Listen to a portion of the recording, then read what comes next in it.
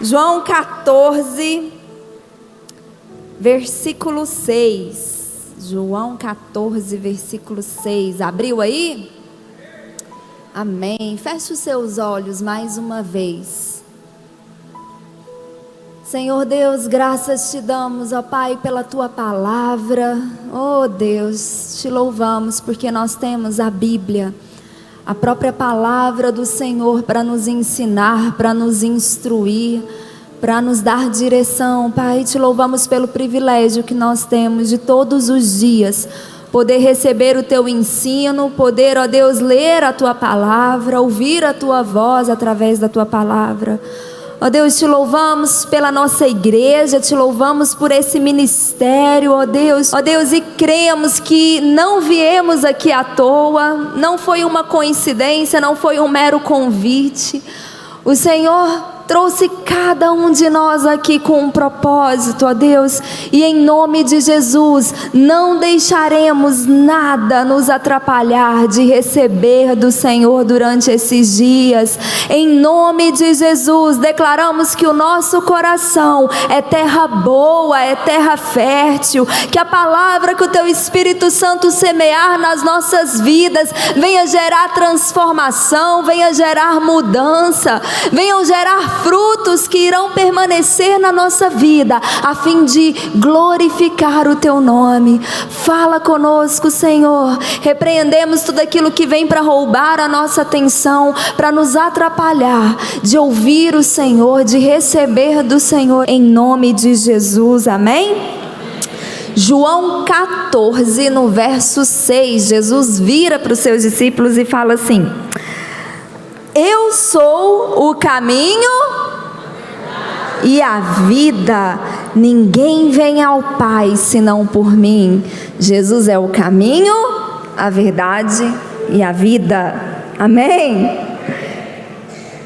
É o caminho, é a verdade, é a vida. Tem um outro texto que eu gosto muito, se você quiser deixar marcadinho aí, deixa, mas vai lá em Mateus no capítulo 7. Ele faz, na verdade, aqui um resumo da vida cristã. Mateus 7, capítulo 7, versículo 13 e 14. Pode ler, amém? Entrai pela porta estreita, pois larga é a porta e amplo o caminho que levam à perdição, e muitos são os que entram por esse caminho. Porém estreita é a porta e difícil o caminho, ou apertado o caminho que conduz à vida. Apenas uns poucos encontram esse caminho. Tem duas opções, e na nossa vida a gente tem essas duas opções. Não tem como a gente passar um período num caminho, pular para o outro. Você vai numa direção, você coloca um destino, é como se fosse o GPS mesmo. Só que o GPS, às vezes a gente erra, aí ele recalcula, não é? O Espírito Santo faz isso também, porque às vezes a gente dá uma errada na rota, vira errado, e aí o Espírito Santo recalcula para a gente voltar para aquele caminho estreito. Mas antes de começar o caminho, primeiro você tem que passar por uma... O que a gente leu aqui, gente? Eu estou divagando muito, vocês não estão conseguindo entender? Vocês têm que conversar comigo. O John Bevere que fala isso, que as pessoas precisam ajudar o pregador. Estou divagando muito? Tá dando para entender? Então vamos lá, me ajuda. Antes de escolher um caminho, segundo a Bíblia aqui em Mateus 7, você tem que passar por uma porta. Muito bem. E sabe o que diz? Eu não vou nem abrir aqui não, a gente vai ler junto no telão. Me ajuda aí, João 10, 9. João 10, 9. Eu sou a porta, quem entra por mim será salvo, entrará e sairá e encontrará pastagem. Quem é a porta então? Jesus! Jesus é a porta larga? Jesus é a porta estreita. Jesus é a porta. Então aqui ele está resumindo em 3 coisas, né? A vida cristã, o início, o meio e o fim. E eu não sei você, mas eu acho o meio super complicado. É no meio que tudo embanana. Por exemplo, toda segunda-feira é o dia oficial da gente começar a dieta, não é? Quantas vezes você já decidiu fazer dieta? Só eu? Não, gente, vai todo mundo, vai. Decidiu que ia fazer atividade física, comer saudável, não é? Decidir é fácil, a gente decide tanta coisa na vida.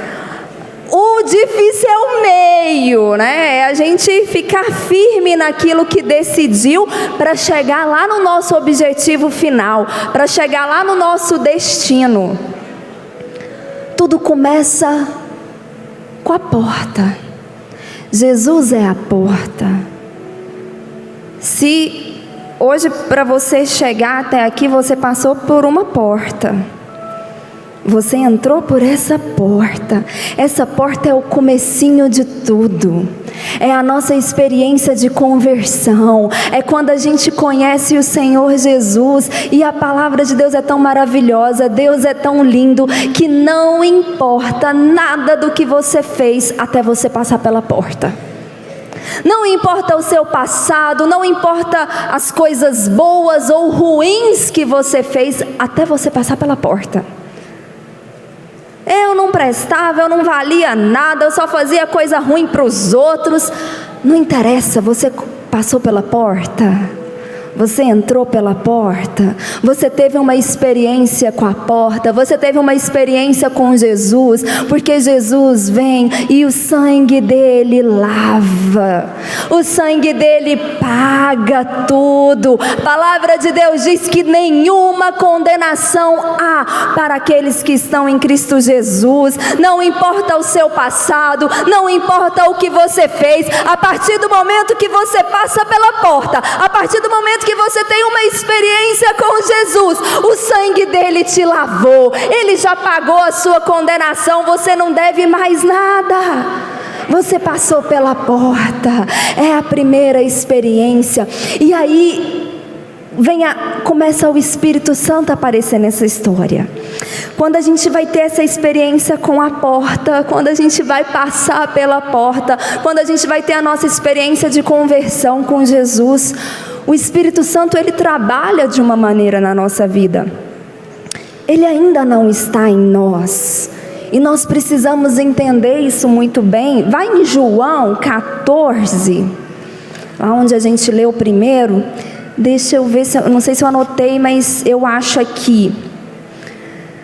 No no 16, Jesus começa a apresentar a pessoa do Espírito Santo para os seus discípulos. Eu rogarei ao Pai, versículo 16, e Ele vos dará outro advogado, a fim de que esteja para sempre convosco, o Espírito da verdade, que o mundo não pode receber, porque não o vê, nem o conhece. Vós o conheceis, porque Ele vive convosco e estará dentro de vós. O mundo não pode receber o Espírito Santo. Quando nós ainda não tivemos uma experiência com Jesus de conversão, o Espírito Santo age na nossa vida sim. A palavra de Deus diz que o Espírito Santo é quem gera arrependimento no nosso coração. É o Espírito Santo que vem e nos convence do pecado. É o Espírito Santo que vem e nos aponta. E talvez, eu não sei se todos que estão aqui já tiveram essa experiência com a porta, se todos aqui já tiveram essa experiência com Jesus Cristo, de realmente tê-lo e recebê-lo como seu Salvador e Senhor. Porque antes disso acontecer, o Espírito Santo ele move, ele toca, mas ele não habita. Vocês entenderam a diferença? A melhor coisa que tem é quando a gente passa por essa porta. É quando a gente levanta as nossas mãos e fala: Senhor Jesus, eu creio que Tu és o Filho do Deus vivo. Eu preciso do Senhor. Eu sou pobre, cego e nu. Eu sou pecador e eu preciso do Senhor como meu Senhor e o meu Salvador. A partir daí começa uma nova vida. Como diz o apóstolo Paulo, as coisas velhas ficaram para trás, eis que tudo se fez novo. A transformação começa. A partir daí, o Espírito Santo começa a fazer morada. O Espírito Santo começa a fazer morada. E nós começamos a trilhar pelo caminho, a andar pelo caminho. E o objetivo desse caminho estreito, desse caminho apertado, em algumas traduções diz que é um caminho difícil, o destino final desse caminho é fala, vida eterna. Vida eterna. Nós não estamos na nossa casa. Amém? No capítulo 14, olha o que o Senhor Jesus começa falando. Vocês conseguiram já situar qual que é esse momento aqui? Jesus estava naquele momento da última ceia com seus discípulos. Começou aqui, no capítulo 13, Jesus lava os pés dos discípulos, Jesus revela o seu traidor. E aqui, 14, 15, 16, Jesus está tudo conversando com eles. No 17 é quando ele começa a orar por ele, depois ele ora pelos seus discípulos. Aí no 18 ele se permite, ele deixa que o prendam. Então Jesus está preparando os seus discípulos, e olha o que ele fala: não permitais que o vosso coração se preocupe. Credes em Deus, crede também em mim. Na casa do meu pai há muitos aposentos. Se não fosse assim, eu o teria dito a vós. Portanto, vou preparar-vos lugar. O objetivo nosso final, o que nos espera no final da nossa caminhada, que o apóstolo Paulo diz que nós devemos correr, a nossa corrida que nos é proposta, é a vida eterna, é estar com o Senhor, é ir para a nossa casa, Mas tem o meio, tem esse caminho que a gente passa por aqui. E algumas coisas que a gente precisa se atentar muito e saber diferenciar. A salvação, ela não depende das nossas obras, graças a Deus. A palavra de Deus diz que as nossas boas obras é como o quê? Trapos de imundície diante de Deus. Nem se a gente se esforçasse muito, a gente conseguiria merecer a salvação. A salvação é dom gratuito de Deus, é presente de Deus. Não é que é de graça, porque não foi de graça. O preço foi muito, muito alto, mas esse preço foi pago por Jesus. A única coisa que eu e você precisamos para passar por essa porta, a única coisa que nós precisamos para sermos salvos é crer em Jesus, é receber esse amor, é receber essa salvação dele. É um presente que ele nos dá. Podemos recusar, podemos. A escolha é nossa. Não nos custa nada, porque é um presente que ele nos dá. Mas quando nós começamos a caminhar com Cristo, aí já é diferente. Em Efésios 4, abre a sua Bíblia lá em Efésios. Vai lá para frente, Efésios capítulo 4. Verso 17. Sendo assim, pode ler ou espera um pouco? Espera um pouco. Efésios 4, 17. Sendo assim, eu vos afirmo e no Senhor insisto, para que não mais vivais como os gentios, que vivem na inutilidade dos seus pensamentos. Eles estão com o entendimento mergulhado nas trevas e separados da vida de Deus por causa da ignorância em que vivem, devido ao embrutecimento do seu coração. Havendo perdido toda a sensibilidade, eles se entregaram a um estilo de vida depravado, cometendo com avidez toda espécie de impureza. Entretanto, não foi isso que vós aprendeste de Cristo, se é que de fato o ouvistes e nele fostes discipulado, conforme a verdade que está em Jesus. Gente, isso é muito, muito sério. Todas as cartas de Paulo, elas foram escritas para a igreja. Para a igreja. Quando você estuda o livro de 1 Coríntios, Paulo começa a repreender a igreja, os membros da igreja, que estavam, eu não sei nem como, eles não estavam vivendo de acordo com o que está na palavra. É que eu estou vendo que tem pessoas mais novas aqui. Mas estuda, porque é para a igreja. Quando fala sobre adultério, quando fala sobre mentira, quando fala sobre roubo, você receber algo que não é justo seu, você pegar algo que não lhe é devido. Quando fala de calúnia, ele está escrevendo para a igreja. Tem antes do capítulo 13, porque no capítulo 13 Paulo fala sobre o amor, e na hora que você estuda tudo ali, você vê que o remédio para aquela igreja doente é o amor, e Deus é amor, então eu preciso trazer a vida de Deus no dia a dia da igreja.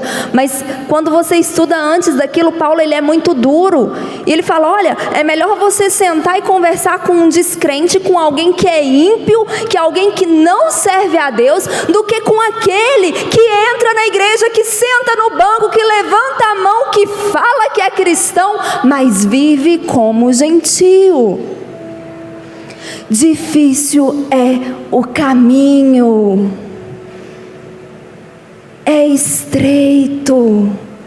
Eu não posso viver os meus dias aqui na terra como vivem quem não conheceu Jesus, quem não passou pela porta, quem não experimentou a graça da salvação. Um texto para você anotar e guardar. Ai, Jesus, deixa eu ver aqui onde que eu anotei. Eu anotei tanta referência aqui. 1 João. Olha o que diz. Se você, eu gosto de rabiscar minha Bíblia. Meus filhos não gostam. Eu fui ensinar eles a fazer devocional, levei uma bronca, porque eu gosto. Aí eu ainda puxo a seta, escrevo. 1 João capítulo 2. Olha o que o apóstolo João diz aqui, verso 6. Quem declara que permanece nele, também deve andar como ele. Você é ou não é discípulo de Jesus? A forma como eu lido na minha família, na minha casa, com os meus amigos, como eu lido na faculdade, na escola, na igreja, como eu lido com meu aparelho celular, aquilo que ninguém sabe que eu vejo, aquilo que só eu tenho acesso, aquilo que às vezes eu estou vendo uma coisa no YouTube, e aí vem aquelas propagandas que é obrigatório, né? A gente tem que ver alguns segundos, né? Mas aí eu não pulo o anúncio, eu assisto até o final. Ninguém está vendo, eu não quis ver aquilo. A igreja está entendendo o que eu estou falando? O caminho. Qual é o caminho que nós temos andado? Qual é o caminho que nós temos trilhado todos os dias? Quais são as escolhas que nós temos feito todos os dias? E aí eu quero te levar a pensar, além disso, eu estou falando de ter às vezes uma conduta imoral, sim, porque infelizmente a gente às vezes vê isso dentro da igreja. Não deveria, né? O apóstolo Paulo fala que o pecado não tinha nem que ser nominado no nosso meio. Lembra que eu falei no começo que quando a gente erra o caminho, a gente vira errado, o GPS recalcula? Lembra? E o Espírito Santo faz isso. Porque às vezes a gente erra mesmo. O apóstolo Paulo diz que o mal que a gente não quer fazer, esse a gente faz. E essa luta, gente, é até a volta de Jesus. O apóstolo Paulo falou, deixa eu ver se eu vou achar aqui. Hoje Deus foi trazendo tanta coisa no meu coração que eu fui anotando. 1 Coríntios 9, 27. Coloca aí para a gente ler junto. 1 Coríntios 9, 27. Mas esmurro o meu corpo e faço dele meu escravo, para que depois de ter pregado aos outros, eu mesmo não venha a ser reprovado. Quem falou isso foi o apóstolo Paulo. Esmurro o meu corpo.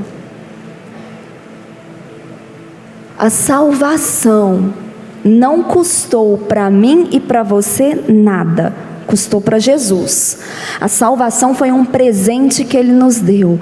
Mas andar pelo caminho, ser discípulo de Jesus, nos custa muito. É a gente todos os dias negar a nós mesmos, pegar a nossa cruz e seguir. O apóstolo Paulo, eu esmurro o meu corpo porque é luta contra a nossa carne, é o espírito contra a carne. Porque segundo a palavra de Deus, Priscila, eu não sou isso que vocês estão vendo. Esse corpo aqui é um corpo corruptível. Ele vai ficar. A gente tem que cuidar bem dele? Tem, porque é morada de quem? Do Espírito Santo. Então a gente tem que cuidar da saúde, a gente tem que tratar bem o corpo, porque é aqui que o Espírito Santo está fazendo morada por enquanto. Mas eu sou um espírito que habita esse corpo. Então eu preciso lutar contra a minha carne. Eu preciso lutar contra aquele desejo carnal. Eu preciso lutar contra a inveja. Eu preciso lutar contra o orgulho. Porque às vezes a gente fala assim de conduta, de vida, a gente pensa só naquelas coisas para a área moral, né? Aqueles escândalos. Mas e a inveja? E a falta de perdão? O rancor, a raiz de amargura. Nós precisamos nos livrar de tudo aquilo que nos embaraça, de tudo aquilo que nos atrapalha a correr a carreira que nos foi proposta. Andar pelo caminho, andar na verdade, andar em Jesus. Foi para isso que Ele nos chamou. Tiago fala, né? Quando começa a discussão de fé e de obras, e sim, a salvação foi um presente de Deus, mas ele falou, me mostra a sua fé, que eu te mostrarei a minha fé com as minhas obras. Quais são as obras que nós temos produzido? Ah, não, mas é de graça. Não, gente, a salvação é um presente de Deus para nós. Não é que ela foi de graça, como eu disse, Jesus pagou o preço alto, mas ela não custou nada para mim e para você. Mas o caminhar com Cristo, o andar pelo caminho estreito, requer que nós começamos a viver, como o apóstolo Paulo diz, de modo digno do Evangelho de Cristo. Cristão não pode ter dificuldade para perdoar, porque Cristo não tem dificuldade para nos perdoar.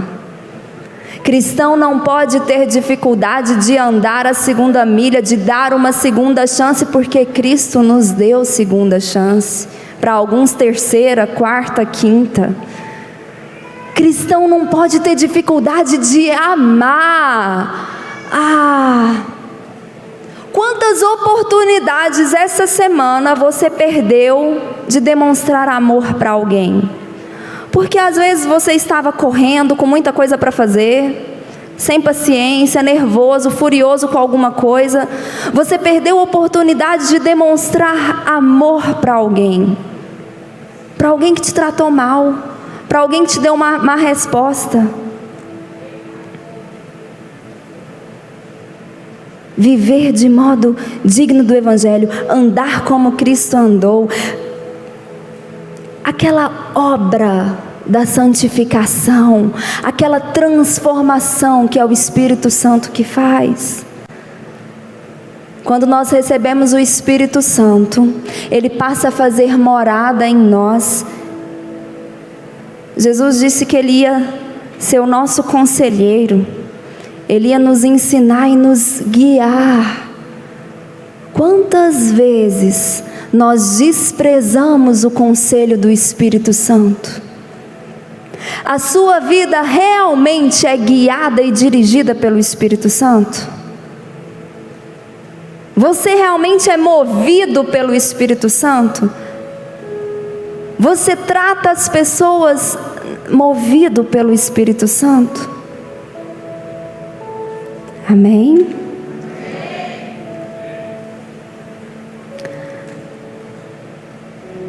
A gente trilha esse caminho estreito.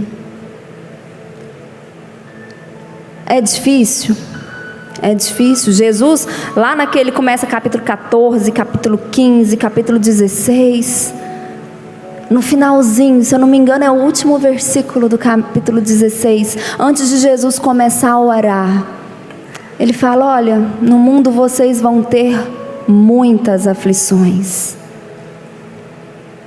Mas tem de bom ânimo, porque eu venci o mundo. Tem de bom ânimo, vai ser difícil? Vai. Esse meio é muito difícil. Lembra da tempestade que os discípulos passaram? Mas não aquela que Jesus ficou em terra e mandou eles atravessarem. Aquela que Jesus estava no barco. Quem é que lembra? Se eu não me engano, Marcos 4. Acho que é. Jesus fala para os discípulos, né? Vamos entrar no barco, vamos atravessar para o próximo lado. O que Jesus foi fazer? Foi dormir. Jesus estava cansado. No capítulo 5, o primeiro versículo é: chegando ao outro lado, né? Depois de terem atravessado e chegando. E aí tem aquela confusão lá do meio. E o meio é difícil, gente. Você sabe que você vai chegar lá, mas a forma como você passa por esse meio é muito importante. Vem a tempestade, e nós teremos muitas tempestades. E eu acho interessante, os discípulos acordam Jesus. Jesus, o Senhor não se importa que a gente venha perecer. Porque não era uma chuvinha não, gente. Já estava entrando água dentro do barco. A gente lê lá que estava quase virando. No meio dos discípulos, a gente não pode esquecer que tinham pescadores experientes, acostumados com tempestade. Se eles estavam com medo é porque o negócio estava muito feio, concorda? Não te importas que a gente vem perecer? Aí eu te pergunto, quantas vezes a gente entra na presença de Deus? Deus, o Senhor não está vendo o que está acontecendo comigo? O Senhor não se importa. Você realmente acha que Deus não se importa?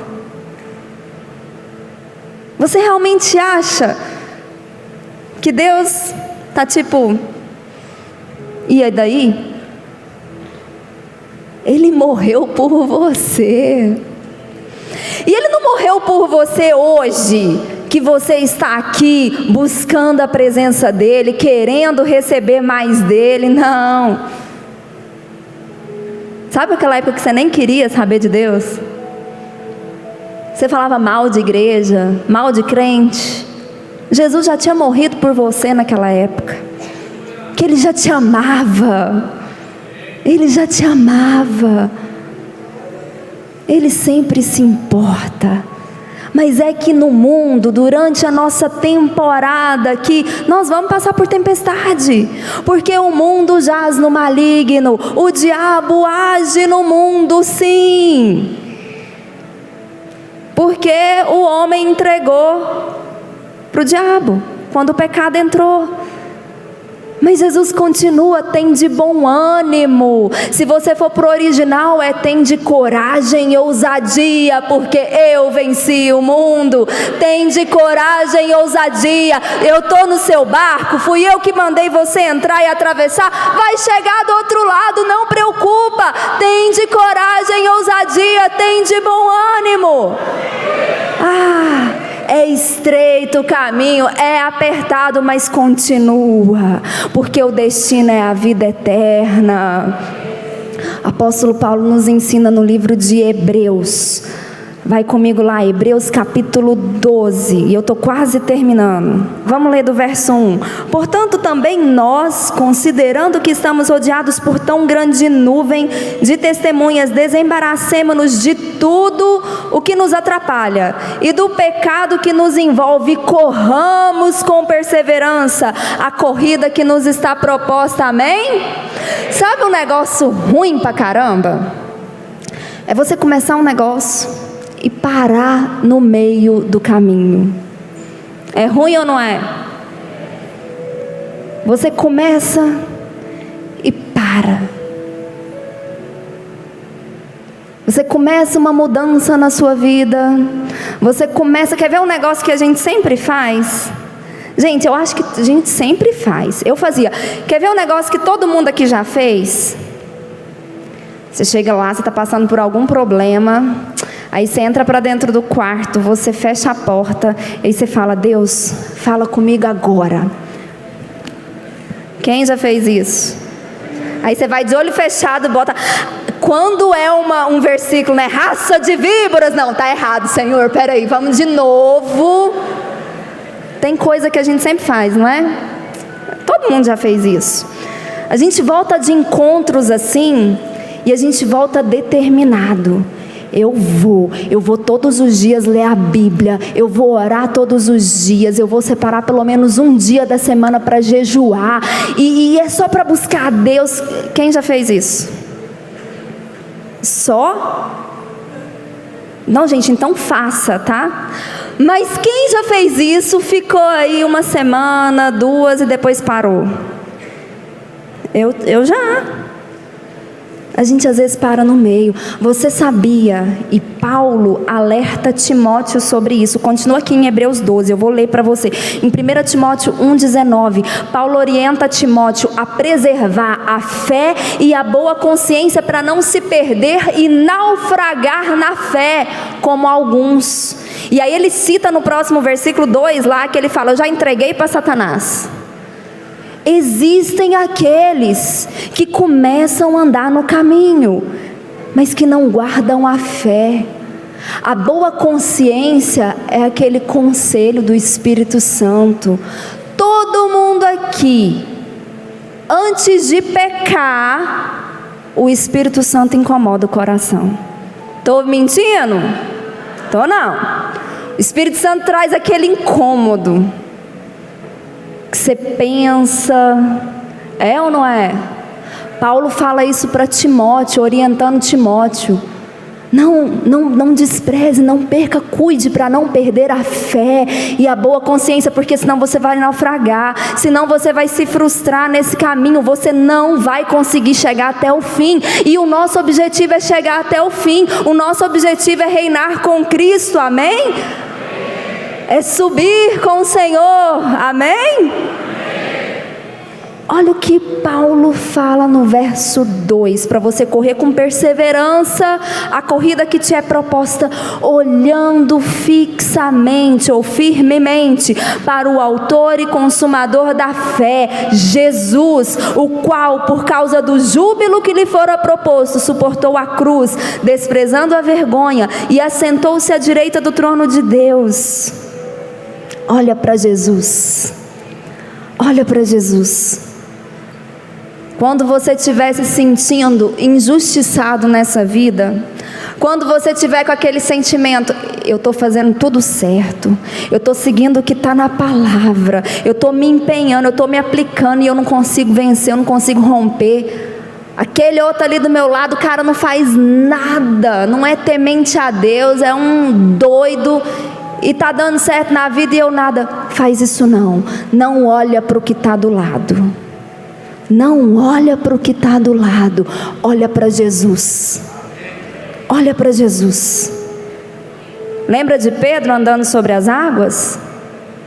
Uma vez eu ouvi um pregador falando isso, eu assustei, depois eu falei, ele está certinho. Falou, Pedro não andou sobre as águas, Pedro andou sobre a ordem de Jesus. Ele vira para Jesus e fala, se é o Senhor, me manda ir encontrar contigo andando sobre as águas. Aí Jesus vira para ele e fala o quê? Vem. Aí ele sai, ele pisa e ele começa a andar sobre as águas. Só que a tempestade estava do mesmo jeito. A tempestade estava do mesmo jeito, o vento, a onda gigante, estava a mesma coisa.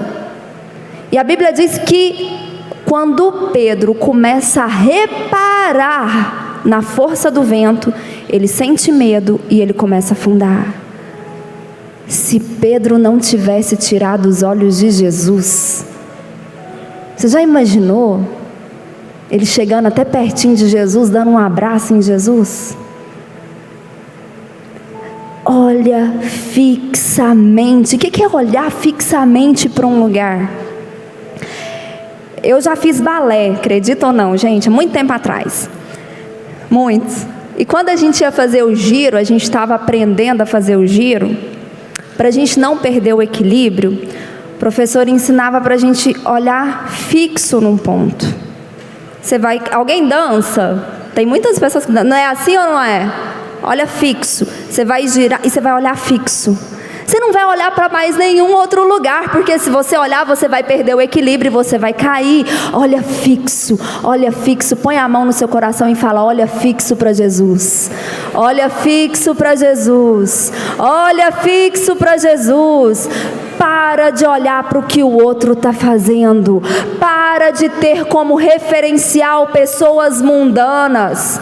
Para. Ah, mas tem como o ímpio crescer, se tornar próspero e rico? Claro que tem, porque o mundo jaz no maligno. O que o diabo falou para Jesus na tentação, quando ele foi tentar Jesus lá no deserto? Ele ia dar o que para Jesus? Vamos, gente, vocês conhecem a Bíblia, vamos lá. Todos os reinos, né? E ele falou, porque tudo isso me foi entregue. A pessoa pode enriquecer servindo o capeta? Claro que pode. Mas agora me fala, você vai ficar com seus olhos, com seu coração, com a sua atenção voltado para as coisas terrenas, para as coisas passageiras? Olha fixo para Jesus. Ele é o caminho, Ele é a verdade, Ele é a vida. Você quer a vida eterna? O seu objetivo é chegar lá no fim, não como vencedor, mas como mais que vencedor em Cristo Jesus. Então olha para Jesus. Para de perder tempo olhando para as coisas que estão ao seu redor. Olha para Jesus.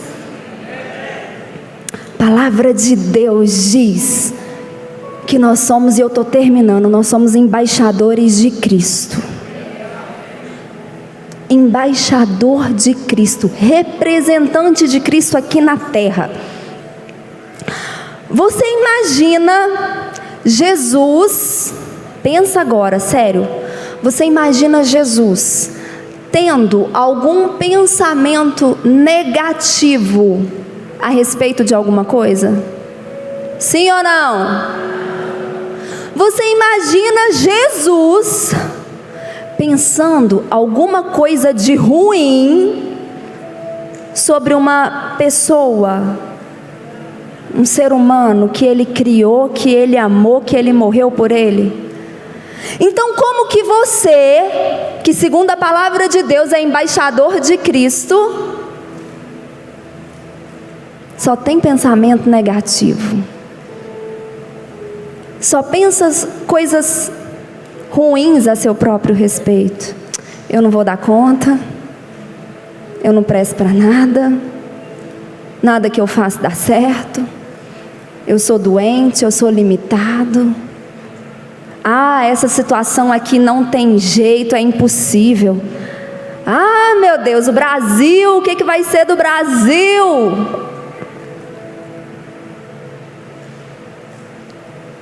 Você imagina Jesus tendo esse pensamento? Jesus tendo essa postura? Então você não pode se comportar de tal forma, porque você é um representante de Jesus aqui na terra. Você é embaixador de Cristo. Não, gente, não é pensar sobre nós mais do que nós somos. Romanos nos ensina isso. Mas eu preciso pensar a meu respeito como Cristo pensa. Eu sou alguém que tem valor. Eu tenho tanto valor que Jesus morreu por mim. Eu tenho tanto valor que Jesus escolheu me usar. Não preocupa, mas e o orgulhoso? Jesus vai tratar com ele, sabe por quê? Não é por quem eu sou, não é por quem você é por quem Ele é em nós. É por quem Ele é em nós.